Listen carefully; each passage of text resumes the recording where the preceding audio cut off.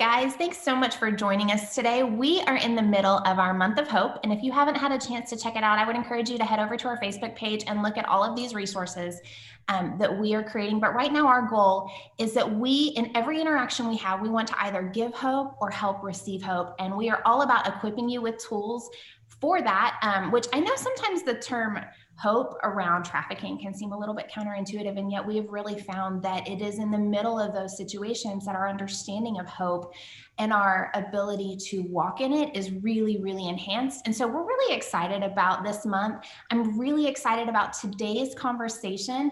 As a lot of you know, my name's Christy. I'm on staff with SOS, and my colleague Jen is on this as well. Jen, why don't you go ahead and tee us up and introduce our special guest for today?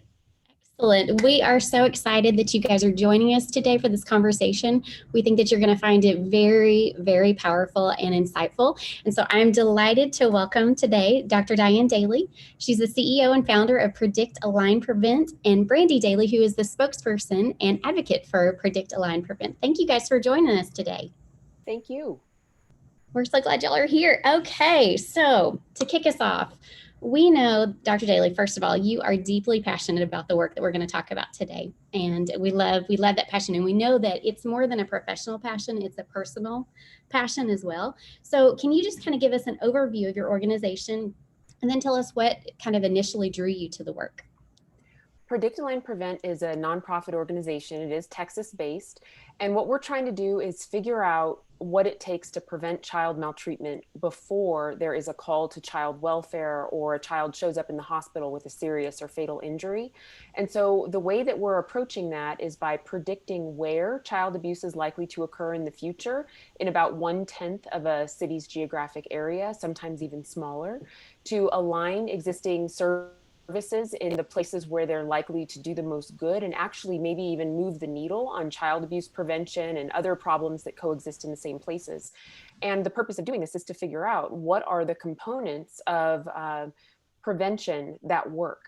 And so we've been really fortunate since we founded in 2017 to work with 10 states and with child welfare divisions and also with Department of Health Services. And we have a partnership with a grant with the Department of Justice. And so we have a lot of work going on around the country because the more places we're doing this work, the faster we're going to find a solution.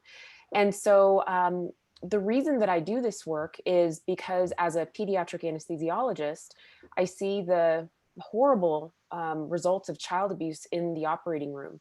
And, originally when I started doing this work, I was in Fort Worth, but since then I have seen many abusive head trauma cases in the operating room, most recently at Arkansas Children's in Little Rock, Arkansas. Even a month ago, we had a case where there was a 3-month-old that was, beaten to death, and it ended up in an organ recovery, which was one of the saddest cases that I've done. And so every time I have a baby like that, I think to myself, this is what we're really talking about. We're talking about children that are suffering and dying. And that is worth it to me. If there is one baby that we can save or that we can influence their environment so that they don't have to go through that, I think that any amount of passion and work and effort is worth it for that reason. Absolutely. Wow, man. Well, in line with that, I actually recently found out that the area where I live is actually number 2 in my state for the maltreatment of children. And I had no idea that was the statistic in my own city. And another thing that's kind of caught my attention recently, just kind of bridging the gap between the maltreatment of children and human trafficking, which is an area that we work in regularly. I ran across this quote that I wanted to read to you guys and just kind of get us talking about this. In the 2011 documentary, The Psychology of Human Trafficking, Dr. Melissa Farley says, there is a complexity in addressing the harm of trafficking in that it is a collision of major issues that affect women. It's domestic violence, sexual violence, racist violence, poverty, childhood trauma and neglect, organized crime, as well as governmental and community complicity. Sex trafficking is the global form of prostitution, and victims say that it is a choice that is not a choice. With that in mind, would you kind of unpack for us what an adverse childhood experience is, and what are the effects that you see of compound adverse childhood experiences? Either one of you guys. So adverse childhood experiences, the idea came about in the late 80s, early 90s from a physician in California. And so essentially what they looked at were middle-aged, middle-class white women who were in an obesity clinic. And they started asking them questions about, have you experienced, these things in your early childhood, and how does that relate to your current health status? And what they found is that if a person experiences 4 or more adverse childhood experiences, that they are likely to develop all sorts of health and social, educational, economic outcomes that last their entire lifetime. So the 10 ACEs, the original 10 ACEs, are the 5 different types of child maltreatment, and then domestic violence, mental illness in the home, drug abuse in the home, or alcohol abuse in the home, the loss of a parent. This could be through divorce, or it could be through other death, and incarceration of a relative. And so what we have been working on in predicting where child maltreatment is likely to occur is looking at how all of these different factors overlap in the same small, even smaller than a neighborhood. And so the exposure that people have to all of these adverse childhood experiences impacts their health, their safety, their behavior, the other people that are going to be in the environment. And so what we have really described by modeling child maltreatment risk in a geographic area instead of looking at individuals is we've figured out how to quantify really ACEs at a population level. So what I mean by this is, like, in one city in New Hampshire, we found that in about 1/10 of the geographic area, you have about 60% of child maltreatment, about 70% of child maltreatment fatalities, 80% of removals into foster care. So we know that we're capturing child maltreatment risk. But in addition to that, you also have more than 90% of unregistered sex offenders living in those same places. You have the majority of premature birth. You have the majority of lead poisoning in children. I mean, more than 80%. You have the majority of domestic violence and juvenile justice arrests. That's not exactly what they call it, but essentially also the majority of elder abuse and teen runaways. So these small environments are so damaging to the people that live there that it collects all of these problems that relate back to adverse childhood experiences. And the reason that this is important is that we have the opportunity then to affect change in that 10% of the population. And the people that are coming from there, if they're going into foster care, if they're runaways, they're going to be more likely to enter the sex trafficking system, as we know. And so that is how this work relates to sex trafficking. Wow, I love the way that you unpack that, Dr. Daley. We see that a lot globally, and we encounter it a lot globally, but I love it because it feels like we're coming at it from 2 different sides, right? So we start working with these girls and we begin hearing their stories and unpacking what's going on, and we're working in these neighborhoods and seeing all of these. But I love the way that your organization is tackling it from a community development side of things, because it also highlights the fact that this is not, these girls that are in these situations are not there because of their own choices over and over again, right? They have a whole lot of things stacked up against them, and it's going to require that partnership of community development and bringing hope for these girls as you step into these communities, and that we all have roles that we can play in helping with that. So I love the language that you put on this. I just think it's so helpful in understanding what's going on in these communities and these factors that are putting these girls at risk, and not just girls, it's putting everybody in that community at risk.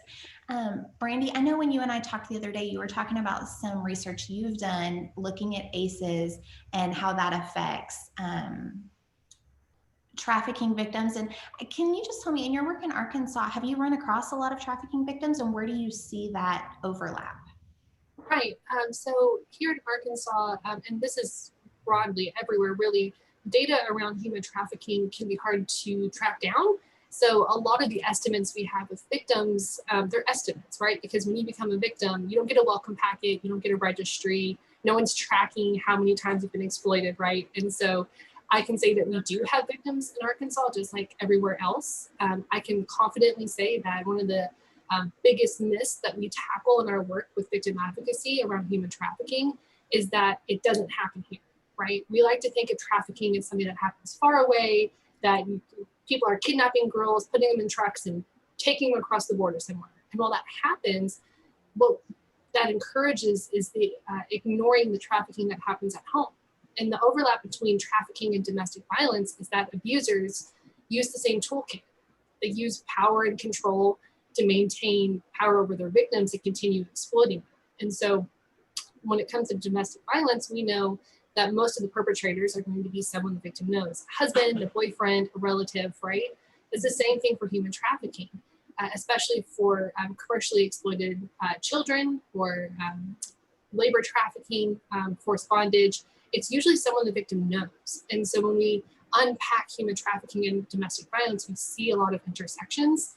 And we know that a lot of the children and people who are victimized, part of why they're victimized is that they learn that sex can be transactional, that what's happening to them is okay, it's normalized, right? They're groomed to think that these behaviors are okay.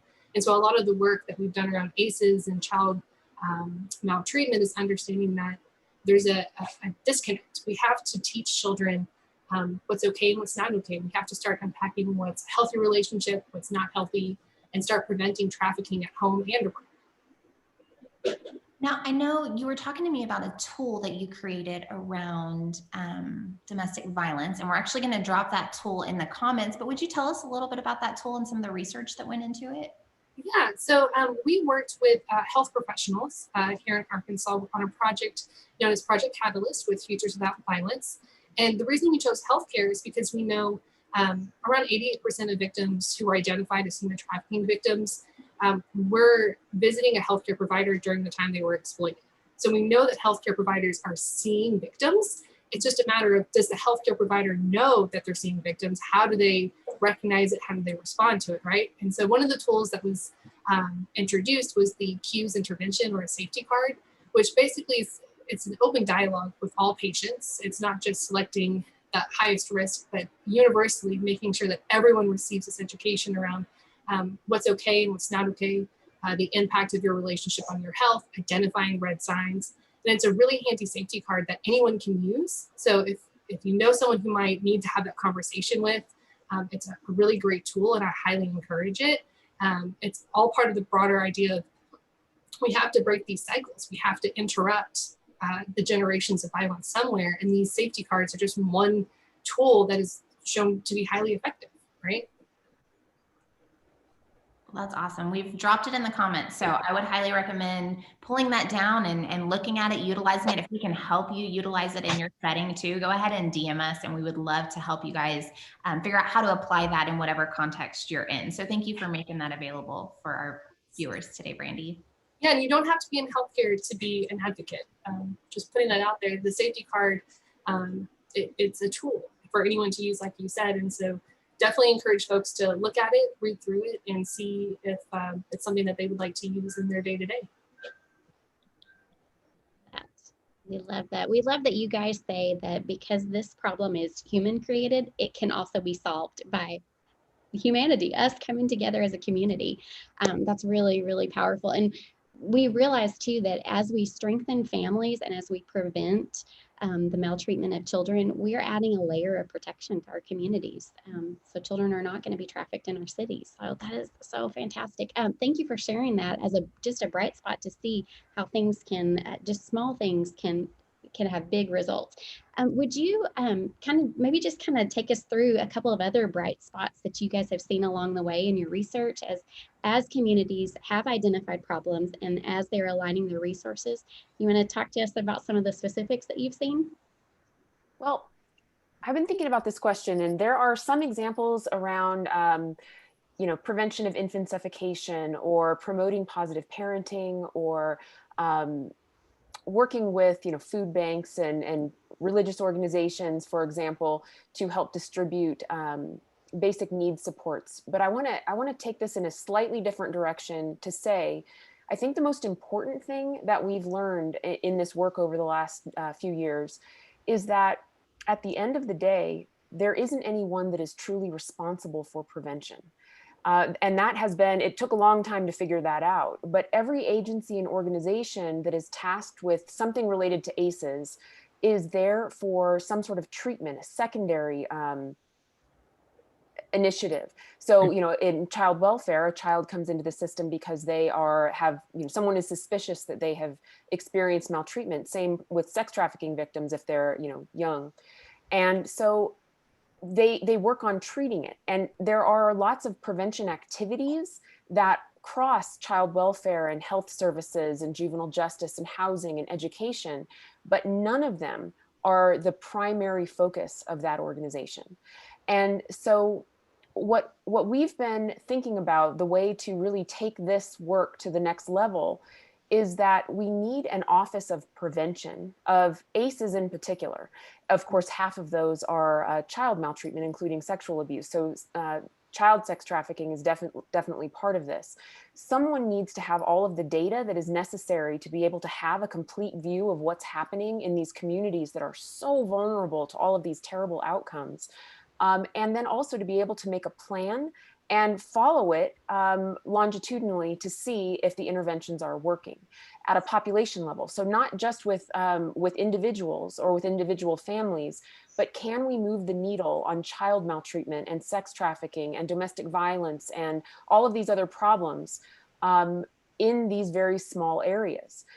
And it's going to take, I think, probably a governor to decide that this is what we're going to do. We're going to put all of the data in one place, and we are going to commit to the prevention of child maltreatment and other ACEs.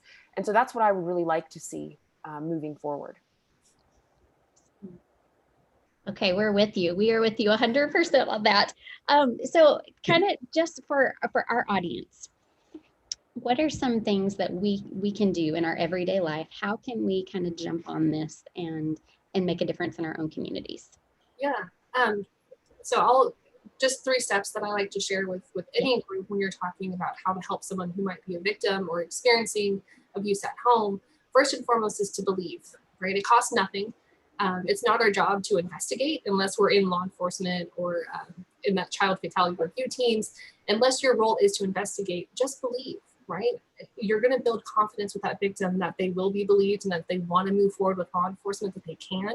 And so if someone comes forward or says something, just listen to them and understand that what they're going through is traumatic, and you just need to be there and hear them and believe them. Secondly, empower them, right? We want to encourage victims to have the confidence that they can break the cycle, that they can get help, that they don't have to continue suffering, right? And so always encouraging victim autonomy. And part of that is knowing your role. You're not supposed to be the expert on domestic violence or human trafficking to help someone. You don't have to go through years of training or education to be that spot of hope for someone, right? You can just listen and be there and let them make decisions, right? Because we don't want to be a prettier abuser. We want to make sure that victim can do what they need to do, not what we think they need to do, right? And finally, be an advocate. Speak out against rape culture. If you see something, find a way to say something, right? Do it so in a safe manner.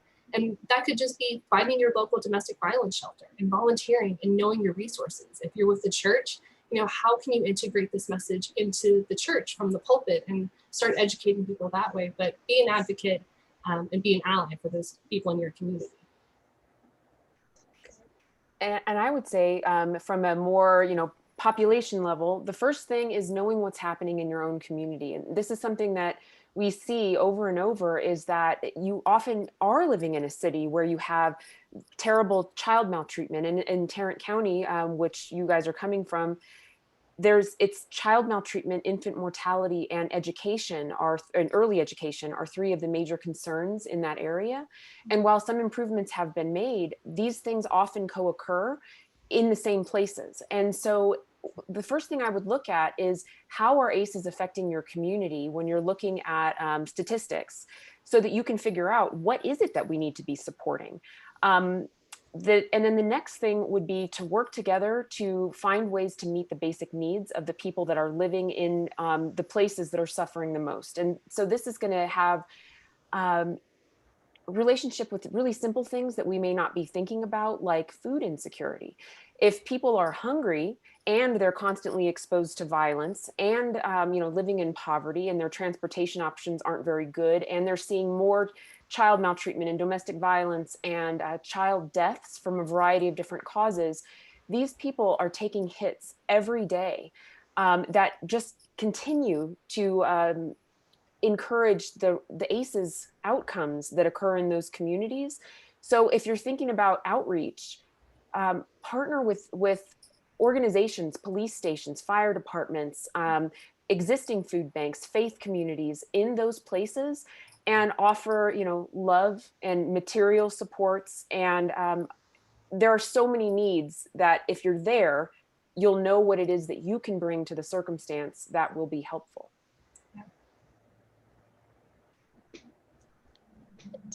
I love that. I love that it comes back to us being present in our communities, right? It's taking that time to see and to know what's going on around you and being committed to being part of that solution. And that's where hope comes, right? It's us stepping in and being willing to see it and to be a part of the solution. So I love it. I love the language that you guys put around this. I just think even being able to talk about ACEs and looking at how all of the compounding nature of it coming together, like it makes sense. And I've watched it play out in communities, but I love that it gives such a practical way for us to step in and help in so many ways, right? Because we can do a little bit here and a little bit here and a little bit here. And as you look at the compounding effects of both hope and adverse childhood experiences, that's where that collision comes in. That's where hope invades that situation. So thank you for putting that language around it. I love that so much. How can we be praying for you guys as an organization? So I've been thinking about this, and I think that, as an organization, we've been incredibly blessed to have the opportunity to work in so many different places and to have the ear of people like, Casey Family Programs and other organizations that have really promoted our work, so that we have had a chance to work with lots of people that are thinking in the same way.